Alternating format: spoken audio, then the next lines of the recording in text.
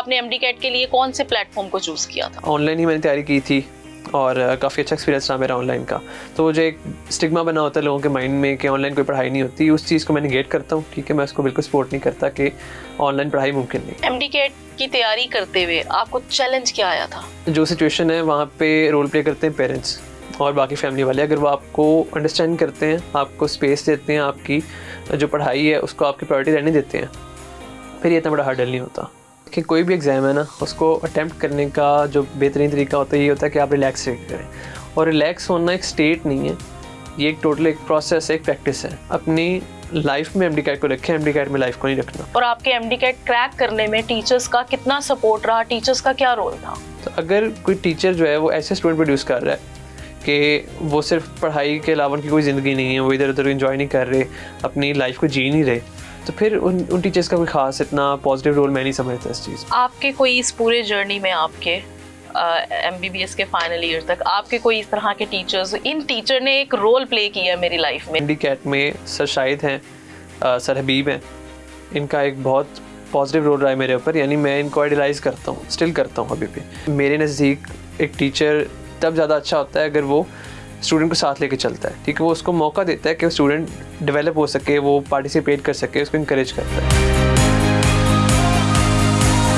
बिस्मिल्लाहिर्रहमानिर्रहीम, अस्सलाम वालेकुम। यूलन के प्लेटफॉर्म से मैं हूं अमल चौहान। आज हमारे साथ जो गेस्ट मौजूद हैं वो एक एग्जाम्पल है इस बात की, जो लोग कहते हैं कि ऑनलाइन एजुकेशन जो है वो फिजिकल एजुकेशन से बेहतर नहीं है, या चलें बेहतर तो छोड़ें, ऑनलाइन एजुकेशन पे पेरेंट्स स्टूडेंट्स ट्रस्ट ही नहीं करते, उन्हें लगता है कि शायद बच्चा पढ़ेगा ही नहीं। तो आज यहाँ पर जो हमारे साथ गेस्ट मौजूद हैं वो एमबीबीएस के फाइनल ईयर में हैं। उनसे बात करते हैं और उनसे जानते हैं कि उन्होंने अपना ये जो सफ़र था एमडी कैट से लेके एमबीबीएस तक का, वो कैसे तय किया, किन मुश्किलात का सामना करना पड़ा, क्या वो फिजिकल पढ़ते थे, ऑनलाइन पढ़ते थे, क्या रूटीन थी उनकी। तो उनसे बात करते हैं। अस्सलाम वालेकुम। वालेकुम सलाम। कैसे हो आप? अल्लाह का शुक्र, आप कैसी हैं? अल्हम्दुलिल्लाह। सबसे पहले तो कॉन्ग्रेचुलेशंस थैंक यू सो कि मच। आपने अपने गोल को अचीव किया, और अब हम चाहते हैं कि इस प्लेटफॉर्म के थ्रू बाकी बच्चे भी जो हैं, आप उनको अगर कुछ गाइडलाइंस दे सकते हो या फिर कोई प्रॉब्लम जो आपने फेस की वो उन्हें बता सकते हो, तो वो भी इस मकाम पे आए कि वो भी अपने गोल को अचीव कर सकें। तो सबसे पहले तो आप मुझे ये बताओ कि आप अपनी तैयारी जो थी वो एकेडमीज के थ्रू या क्या करते थे, आपकी रूटीन क्या थी? एमडी कैट से ही स्टार्ट किया होगा, तो आपने एमडी कैट के लिए कौन से प्लेटफॉर्म को चूज किया था? क्या, कहाँ से, क्या आपका तैयारी करने का जो था, फिजिकल एजुकेशन थी, ऑनलाइन थी? फर्स्ट ऑफ ऑल तो मैं अपने आपको इंट्रोड्यूस करा लूँ कि इस वक्त मैं किंग एडवर्ड से एमबीबीएस कर रहा हूँ, फाइनल ईयर है मेरा। और एमडी कैट मैंने दिया था जिस टाइम लॉकडाउन नया नया इम्पोज हो रहा था कंट्री पे, और 2020 की बात है। और उस टाइम क्योंकि एक नेसेसिटी बन गई थी कि आपने फ़िज़िकल एजुकेशन से शिफ्ट होना था टवर्ड्स ऑनलाइन, क्योंकि फ़िज़िकल एजुकेशन के लिए लॉकडाउन था, ठीक है, पॉसिबल नहीं थी। तो उस टाइम एक अच्छा खासा ना लोगों के माइंड में ये एक लिखी हुई बात थी कि ऑनलाइन केड़ियाँ पढ़ाइयाँ होती हैं ना, ठीक है। यानी वो कहते थे पेरेंट्स भी और इससे पहले भी कि मोबाइलों पे या ऑनलाइन कौन सी पढ़ाई होती है। तो एक कंसेप्ट नहीं था ऑनलाइन एजुकेशन का इतना, और काफ़ी कम मतलब एग्जिस्ट करती थी लेकिन काफ़ी कम थी। तो उस टाइम जो है मैंने एमडी कैट दिया था, वो मैंने ऑनलाइन प्रिपेयर करके दिया था एमडी कैट। और उसके अंदर मैं क्योंकि रिपीटर हूँ, तो फर्स्ट टाइम भी जो मुझे रिपीट करने की रीज़न मेरी एमडी कैट नहीं थी, वो एफएससी की वजह से मेरा थोड़ा सा बैकफुट पे था, एग्रीगेट कम था मेरा, 0.24 कम था मेरा क्लोजिंग मेरिट से। फर्स्ट टाइम मेरे 200 में से 186 मार्क्स थे एमडी कैट में, और जो सेकेंड अटैम्प्ट थी मेरी 2021 में, उसमें मेरे 188 थे आउट ऑफ 210। और दोनों दफ़ा ऑनलाइन ही मैंने तैयारी की थी और काफ़ी अच्छा एक्सपीरियंस रहा मेरा ऑनलाइन का। तो वो जो एक स्टिग्मा बना होता है लोगों के माइंड में कि ऑनलाइन कोई पढ़ाई नहीं होती, उस चीज़ को मैं निगेट करता हूँ। ठीक है, मैं उसको बिल्कुल सपोर्ट नहीं करता कि ऑनलाइन पढ़ाई मुमकिन नहीं है। आपको लगता है कि ये बच्चे पे भी डिपेंड करता है कि उसने अपना जो गोल सेट किया है उसको अचीव करना है, तो वो ऑनलाइन भी पढ़ सकता है, उसको इस चीज से फर्क नहीं पड़ता कि एजुकेशन उसे ऑनलाइन प्रोवाइड की जा रही है या फिजिकल की जा रही है? बच्चे की कमिटमेंट कितना मैटर करती है इस चीज में? डिपेंड करता है। वो जो एक है भी, कहते भी हैं कि जिसने जहाँ पढ़ना होता है वो कहीं भी पढ़ लेता है। तो हाँ, फिजिकल हो ऑनलाइन हो, ठीक है, ये डिपेंड करता है कि आपके माइंड में आपका गोल क्या है और उसको अचीव करने के लिए आप किस हद तक जाते हैं। अगर अपने गोल को लेके कोई बंदा कंसिस्टेंट नहीं है, उसको सीरियस नहीं है, तो फिर वो फिजिकल एजुकेशन में भी उतना ही फेलियर करेगा जितना वो ऑनलाइन के अंदर करेगा। सो ऑनलाइन जो है ये इसके अपने काफ़ी फ़ायदे हैं जो कि फ़िज़िकल से मैं बेहतर समझता हूँ ऑनलाइन को, कि इसके अंदर बहुत सारे बेनिफिट्स मिल जाते हैं जो कि फ़िज़िकल में मुमकिन ही नहीं होते बच्चे के लिए। सेकेंडली बिल्कुल बच्चे पे डिपेंड करता है कि यानी परफॉर्मेंस तो at the end of the day बच्चे ने ही देनी है जिसने तैयारी करनी है। सो ऑनलाइन को अगर वो सीरियस लेके कंसिस्टेंसी के साथ मेंटेन करेगा, अपने गोल को ज़हन में रखेगा, तो फिर ऑनलाइन एजुकेशन इज़ गोल्ड। ठीक है, वो उसको फिज़िकल एजुकेशन से ज़्यादा फ़ायदा देगी। आप जब अपने एमडी कैट की तैयारी कर रहे थे तो क्या आप भी सबसे कट ऑफ हो गए थे? किसी फैमिली फंक्शन को नहीं एंजॉय करना, सिर्फ पढ़ना पढ़ना पढ़ना, डिप्रेशन में चले जाना, क्या ये सब कुछ हुआ था? नहीं नहीं, ऐसा बिल्कुल कुछ नहीं हुआ था ना। कट ऑफ होने की ज़रूरत होती है, और बिल्कुल वो गोल को अपने जहन में रखना और जहन पे सवार करना दो अलग चीज़ें हैं। यानी बिल्कुल ही आप अगर सब लोगों से कट ऑफ होकर अपनी सोशल लाइफ ख़त्म करके अगर आप एक मरीज़ की तरह बैठ के पढ़ रहे हैं डॉक्टर बनने के लिए, तो फिर उसका कोई फ़ायदा नहीं है। और एक आप लाइफ में अपने डे में उस चीज़ को इंकॉर्पोरेट करते हैं, उसको एक स्पेसिफिक टाइम देते हैं कि मैंने इतना टाइम देना है अपना, मैंने इस गोल का, आज का मेरा ये ऑब्जेक्टिव है, मैंने इसको अचीव करना है। तो उतना रख के आप अपनी सोशल लाइफ में इंजॉय कर सकते हैं। आप डिफरेंट ओकेजन्स को, डिफरेंट इवेंट्स को, शादियों को, अपने दोस्तों को, फंक्शंस को अटेंड कर सकते हैं साथ साथ। एमडी कैट की तैयारी करते हुए आपको चैलेंज क्या आया था, जो कभी लगा कि ये सबसे बड़ा चैलेंज है? फर्स्ट ऑफ ऑल तो चैलेंज होता है ना, वो तो आपका पेयर प्रेशर होता है। ठीक है, यानी आप देखते हैं कि मेरे साथ फ़लाँ बंदा था, फ़लाँ था, फ़लाँ था। अब मैं जिसका रिपीटर था, तो मेरे अक्सर जो एफएससी बैचमेट्स थे उनका एडमिशन हो गया था। तो ये आपके जहन में एक प्रेशर होता है कि मैंने करना ही करना है, और उस चीज़ को एक बैक ऑफ द माइंड सवार हो ही जाती है किसी हद तक। दूसरी चीज़ ये कि पेरेंटल प्रेशर बहुत ज़्यादा होता है। यानी आपको एक पेरेंट्स बेशक कह भी ना रहे हो ना, आपके माइंड में एक पैसे प्रेशर होता है कि मैंने अपने पेरेंट्स ने मुझे कहा हुआ है, उन्होंने मुझसे उम्मीदें लगाई हुई हैं, तो मैंने डू और डाई सिचुएशन है मेरे लिए, तो मैंने करना ही करना है। थर्ड चीज़ होती है कि जैसा मैंने आपको बताया कि ऑनलाइन एजुकेशन थी, और ऑनलाइन ऑब्वियसली आप घर पे रहते पढ़ते हैं, तो घर के अपने भी काफ़ी फैक्टर्स होते हैं। यानी हलचल हो रही है, ठीक है, कोई ख़ास पढ़ने का वो जो एक स्टडी का माहौल होता है आपके कमरे तक तो होता है, लेकिन उससे बाहर नहीं होता। बिल्कुल कोई ऐसा ही बंदा भी है। आ रहा है, कोई जा रहा है, आपको डिफरेंट चीज़ें अटेंड करनी पड़ रही हैं। बिलखसूस अगर कोई घर का बड़ा बेटा है, बेटी है, मैं अपने सिबलिंग में सबसे बड़ा हूँ, उनके ऊपर एक सेपरेट किस्म की रिस्पॉन्सिबिलिटी जिम्मेदारियाँ है। होती हैं। तो इस जो सिचुएशन है वहाँ पे रोल प्ले करते हैं पेरेंट्स और बाकी फैमिली वाले। अगर वो आपको अंडरस्टैंड करते हैं, आपको स्पेस देते हैं, आपकी जो पढ़ाई है उसको आपकी प्रायोरिटी रहने देते हैं, फिर ये इतना बड़ा हर्डल नहीं होता। कभी इस एमबीबीएस एमडी कैट से लेके एमबीबीएस तक के सफर में कभी लगा कि यार ये छोड़ देना चाहिए, नहीं होगा मुझसे? और अगर कभी ऐसा फील हुआ तो आपकी मोटिवेशन क्या चीज बनी? इट्स ऑल नेचुरल, आपको फीलिंग आती है कि यानी आप जब एक चीज़ को परस्यू कर रहे होते हैं तो आपके माइंड में बड़ी दफ़ा ख्याल आते हैं। यानी हर दफ़ा एक इंसान हर रोज़ सक्सेसफुल नहीं हो सकता, कभी सेटबैक्स आते हैं, कभी आप ओवरवेलम हो जाते हैं एक चीज़ से, आपको जो लगता है कि ये चीज़ मेरे लिए है ही नहीं, या मैं नहीं कर सकता। इस समय ये फर्स्ट अटैम्प्ट थी मेरी, वो क्लियर नहीं हो पाई, तो मेरे माइंड में तब भी आया था कि शायद मेरे लिए नहीं है, जो एमबीबीएस है या मेडिकल की जर्नी मेरे लिए नहीं है। लेकिन still at the end of the day आपकी मोटिवेशन जो होती है वो आपका सेल्फ ही होता है। यानी आपने खुद जो अपने जहन में एक गोल बनाया होता है, आप सोचते हैं कि मैं बचपन से सोचता आ रहा हूँ, मेरे जो पेरेंट्स हैं उनका ये ख्वाब है, ठीक है, मेरा अपना ख्वाब है कि मैंने इस चीज़ को परस्यू करना है, तो मैं अपने आप को वीक नहीं होने दे सकता, मैंने इस चीज़ को छोड़ना नहीं है, हिम्मत नहीं हारनी। मैंने अगर आज कोई फेलियर है तो कल सक्सेस भी मिलेगी, ठीक है, failure is a step to success. ठीक है, तो यही मोटिवेशन होती है इंटरनल कि आपने कुछ करने करना है। जो बच्चे अभी एमडी कैट की तैयारी कर रहे हैं, क्योंकि आप तो इस मरहले से गुजर चुके हैं, तो आप उनको क्या कहना चाहेंगे? कुछ टिप एंड ट्रिक्स, कोई इंपॉर्टेंट पॉइंट्स, कोई इंपॉर्टेंट बातें जो आप उन्हें कहना चाहें जिसे फॉलो करके उनके एमडी कैट की जो तैयारी या फिर उसको अटेम्प्ट करने का सफर है वो थोड़ा आसान हो जाए? फर्स्ट ऑफ ऑल तो इस चीज़ को ना, जो भी आपने काम करना है ना समेत एमडी कैट के, बाकी भी अगर आपकी ज़िंदगी में कुछ चल रहा है या आपने कुछ करना है, तो उस चीज़ को एक सिस्टमेटिक वे में लेके चलना चाहिए। यानी आप उसको प्लान करें, आप उसको इम्प्लीमेंट करें अपनी डेली लाइफ के अंदर। एक होता है आपका गोल आपका ये है कि आपने एमडी कैट क्लियर करना है, उसको क्रैक करके आपने एमबीबीएस में जाना है। उस गोल के पीछे डिफरेंट ऑब्जेक्टिव्स होते हैं, ठीक है, आपने डेली अपना एक ऑब्जेक्टिव, एक डेली का आप मिनी एक गोल सेट करें कि मैंने आज के दिन ये काम करना है और एक वीक में मैं यहाँ तक पहुँच जाऊँगा। ठीक है, तो उस चीज़ को लेते हुए अगर आप छोटे छोटे स्टेप्स लेके उस चीज़ को ऑर्गेनाइज करके पढ़ेंगे और एक माइंड में अपने एक प्लान को सेट करेंगे, तो फिर आपके लिए काफ़ी आसान हो जाएगा। सब्जेक्ट्स को डिवाइड किया हुआ था आपने क्या? मैं इसी पे आने लगा था कि हर बंदे की अपनी स्ट्रैटेजी होती है पढ़ने की। यानी आप कुछ लोग होते हैं कि वो हर रोज़ तीनों सब्जेक्ट्स को, फिज़िक्स केमिस्ट्री बायो और इंग्लिश को भी हर रोज़ मतलब एक पोर्शन करते हैं, सबका करते हैं। और कुछ लोग होते हैं कि पहले फिज़िक्स स्टार्ट की, जब वो ख़त्म हो जाएगी फिर बायो स्टार्ट करूँगा, फिर ख़त्म हो जाएगी फिर केमिस्ट्री स्टार्ट करूँगा, इस तरह लेके चलते हैं। दोनों अप्रोचेस अपनी जगह ठीक है, हर बंदे का एक अपना पढ़ने का स्टाइल होता है। पर्सनली जो मेरा था, मैं ऐसा करता था कि एक सब्जेक्ट को कंप्लीट करने के बाद दूसरे को हाथ लगाता था, क्योंकि सेम चीज़ बंदा हर रोज़ पढ़ के, मतलब मैं पर्सनली एक दिल भर जाता है, ठीक है, आप थक जाते हो सेम चीज़ रिपीट कर करके। तो आप जब सब्जेक्ट चेंज करते हैं आपका टेस्ट भी चेंज होता है।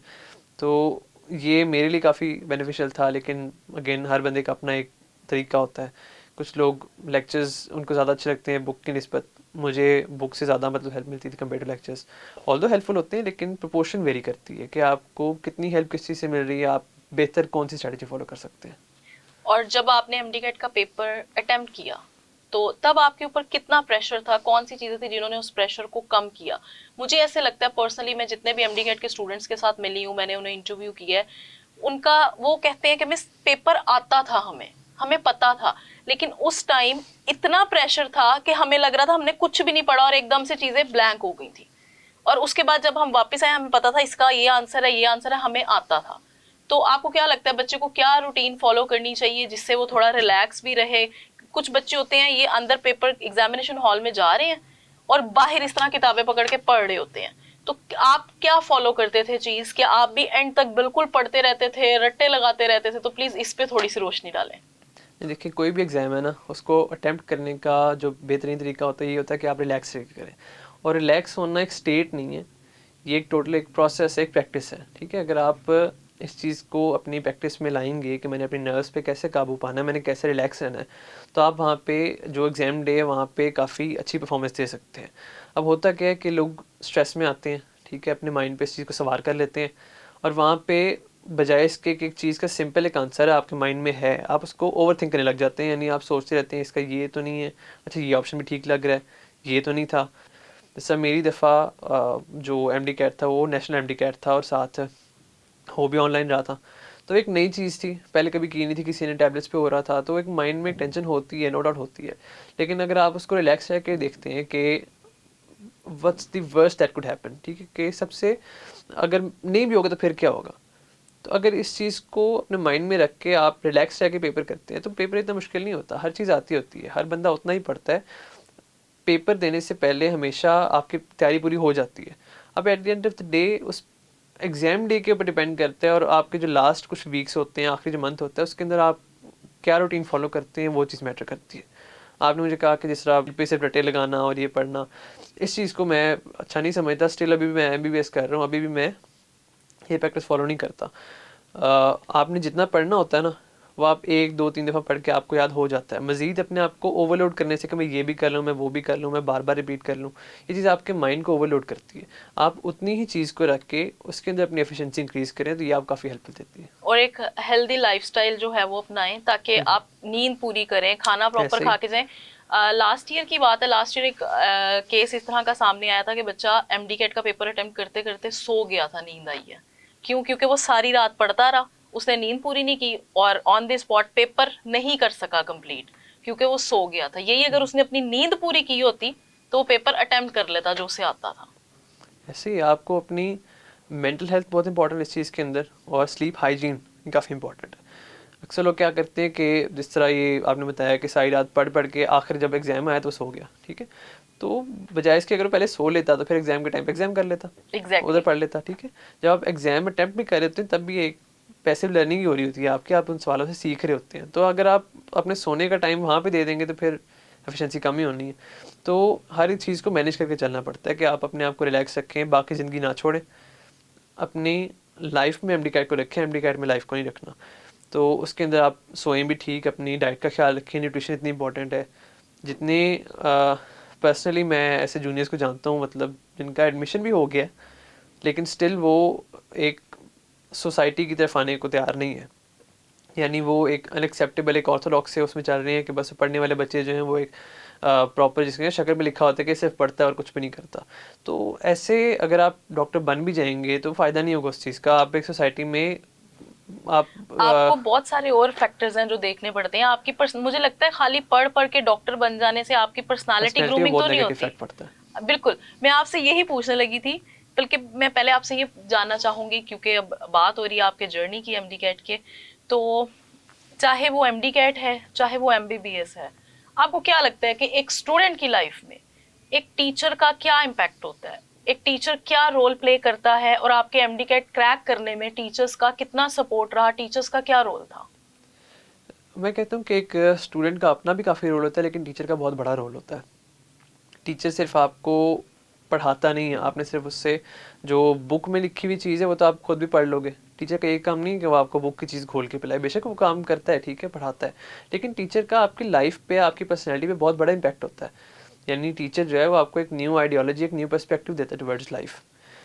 सेकेंडली, एक सब्जेक्ट में आपको कितना इंटरेस्ट है, आप कितना दिलजोई से उसको पढ़ते हैं, डिपेंड करता है टीचर के ऊपर। टीचर के ऊपर कि अगर टीचर आपको एक नॉर्मल रटे लगवा रहा है तो रटे तो आप खुद भी लगा लेंगे, ठीक है, तो आप उस टीचर के होने का आपको कोई फ़ायदा नहीं हो रहा। अभी जो एक्सपीरियंस टीचर्स हैं, वो एक्सपीरियंस उनका है ही यही कि वो बच्चे को एक लाइफ में आगे लेके चलते हैं, इसके साथ एक अच्छा खासा इम्पैक्ट होता है, वो एक रोल मॉडल होते हैं अपने स्टूडेंट के लिए। तो अगर कोई टीचर जो है वो ऐसे स्टूडेंट प्रोड्यूस कर रहा है कि वो सिर्फ पढ़ाई के अलावा उनकी कोई ज़िंदगी नहीं है, वो इधर उधर इन्जॉय नहीं कर रहे, अपनी लाइफ को जी नहीं रहे, तो फिर उन टीचर्स का कोई ख़ास इतना पॉजिटिव रोल मैं नहीं समझता इस चीज़ को।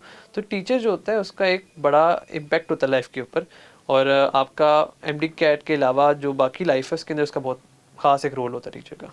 आपके कोई इस पूरे जर्नी में, आपके एमबीबीएस के फाइनल ईयर तक, आपके कोई इस तरह के टीचर्स होते हैं ना, 4-5 टीचर्स होते हैं या स्पेसिफिकली 2-3 टीचर्स होते हैं जिनका होता है कि यार इन टीचर ने एक रोल प्ले किया है मेरी लाइफ में, आप नॉट उनको for MD CAT, throughout role play प्ले किया है? ऐसे ही 5-6 टीचर्स होते हैं जिनको आप एज आइडल लेते हैं कि मैंने ऐसा बनना है अपनी लाइफ में। तो उसके अंदर एफएससी में मेरे फिज़िक्स के टीचर थे, उसके अलावा एमडी कैट में सर शाहिद हैं, सर हबीब हैं, इनका एक बहुत पॉजिटिव रोल रहा है मेरे ऊपर, यानी मैं इनको आइडलाइज़ करता हूँ, स्टिल करता हूँ अभी भी। उसके अलावा एमबीबीएस में प्रोफेसर्स हैं, कुछ हैं प्रोफेसर्स मेरे फिजियोलॉजी के प्रोफेसर हैं, उसके अलावा और भी 2-3 प्रोफेसर हैं जिनको मतलब एक बंदा माइंड में रखता है कि इन टीचर्स की वजह से मेरा इंटरेस्ट है इस सब्जेक्ट के अंदर, मैं उनको आइडलाइज़ करता हूँ कि मैंने ऐसा बनना है। आज इस प्लेटफॉर्म के थ्रू आप अपने उन टीचर्स को, जो आपको लगता है जिन्होंने आपकी लाइफ में एक वाइटल रोल प्ले किया है, कुछ कहना चाहोगे उन सब टीचर्स को तो आप कह सकते हो। फर्स्ट ऑफ ऑल तो मैं इन सब टीचर्स को थैंक यू कहना चाहूँगा कि आप लोगों ने एक बहुत पॉजिटिव रोल प्ले किया है मेरी लाइफ के अंदर और पर्सनैलिटी डेवलपमेंट के अंदर। और सिर्फ पढ़ाने के लिहाज से नहीं, जो पढ़ाने का अंदाज़ होता है या एक स्टूडेंट को साथ ले के चलना होता है, वो बहुत इंपॉर्टेंट रहा है। यानी मेरी लाइफ के अंदर या मेरे नज़दीक एक टीचर तब ज़्यादा अच्छा होता है अगर वो स्टूडेंट को साथ लेके चलता है, ठीक है, वो उसको मौका देता है कि वो स्टूडेंट डेवलप हो सके, वो पार्टिसिपेट कर सके, उसको इंकरेज करता है। So thank you for that. और इंशाल्लाह अगर आगे अल्लाह ताला ने मज़ीद मौका दिया तो आई लव कि मैं आप जैसा बनूँ। आपने जब अपने एमडी कैट की तैयारी से लेके अब आप फाइनल ईयर में माशाल्लाह डॉक्टर साहब बनने वाले हैं इंशाल्लाह।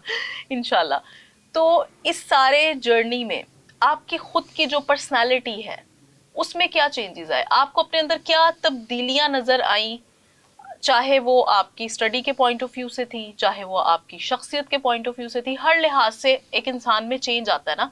कुछ बहुत गुस्से वाले होते हैं, उनकी पर्सनालिटी में ठहराव आ जाता है, तो आपके अंदर क्या चेंजेस आए?